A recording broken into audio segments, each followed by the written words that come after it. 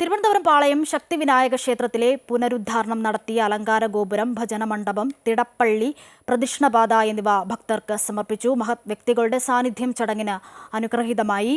പുനരുദ്ധാരണം വഴിപാടായി സമർപ്പിച്ച ഉദയസമുദ്ര ഗ്രൂപ്പ് ഓഫ് ഹോട്ടൽസ് കുടുംബാംഗങ്ങളെ Devaswom board president PS Prashant ചടങ്ങിൽ ആദരിച്ചു.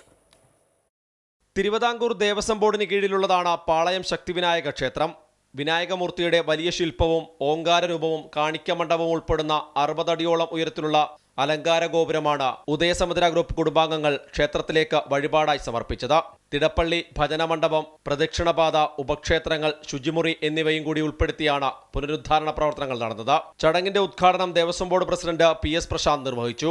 മാതാമൃതാനന്ദമയി മഠം കൈമന മഠാധിപതി സ്വാമി ശിവാമൃതാനന്ദപുരി ചടങ്ങിൽ അനുഗ്രഹ പ്രഭാഷണം നടത്തി. ഇങ്ങനൊരു വലിയ ദൗത്യം ഏറ്റെടുത്ത് അങ്ങയെ പൂർത്തീകരിച്ച ശ്രീ രാജശേഖരനാർക്കും കുടുംബത്തിനും അദ്ദേഹത്തിന്റെ സ്ഥാപനങ്ങൾക്കും എല്ലാവിധ ഈശ്വരാനുഗ്രഹം ഉണ്ടാകട്ടെ എന്ന് പ്രാർത്ഥിക്കുന്നു. എല്ലാത്തിനും ഈശ്വര നിശ്ചയ സമയമുണ്ട്. ആ സമയത്ത് അത് നിർവഹിക്കാനുള്ള ഭാഗ്യം രാജശേഖരനാർക്ക് കിട്ടി. അദ്ദേഹത്തിനെ നമ്മൾ അനുമോദിക്കുന്നു.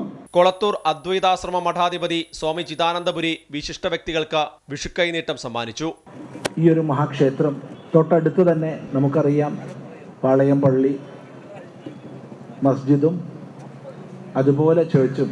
അതിൻ്റെ സമീപം തീർത്തും ജീർണാവസ്ഥയിൽ കിടന്നിരുന്ന ഈ ക്ഷേത്രത്തിൻ്റെ അവസ്ഥ മാറി എല്ലാ അർത്ഥത്തിലും അതും തല ഉയർത്തി ഒരുപോലെ നിലകൊള്ളുന്നൊരവസ്ഥ വന്നതിൽ ഹർദ്ദമായി സന്തോഷിക്കുകയാണ്.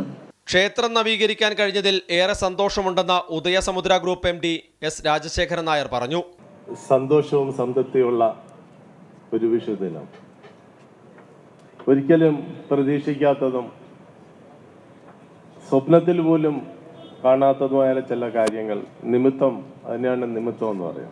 ക്ഷേത്രത്തിലേക്കുള്ള പുതിയ ഗാനങ്ങൾ സംഗീത സംവിധായകൻ M ജയചന്ദ്രൻ ഉദയസമുദ്ര ഗ്രൂപ്പ് കുടുംബനാഥയും മാനേജിംഗ് പാർട്ണറുമായ ഉദയചന്ദ്രിക നായർക്ക് കൈമാറി. ചെങ്കോട്ടുകോണം മഠാധിപതി സ്വാമി ബ്രഹ്മാനന്ദ, അരുവിപ്പുറം ക്ഷേത്രം സെക്രട്ടറി സാന്ദ്രാനന്ദ സ്വാമികൾ, ക്ഷേത്രം തന്ത്രി കണ്ഠനര് മോഹനര്, പാളയം ഇമാം ഡോക്ടർ BP സുഹൈബ് മൗലവി, ഫാദർ സജി ഇളമ്പശ്ശേരി തുടങ്ങി ഒട്ടേറെ പ്രമുഖർ ചടങ്ങിൽ പങ്കെടുത്തു.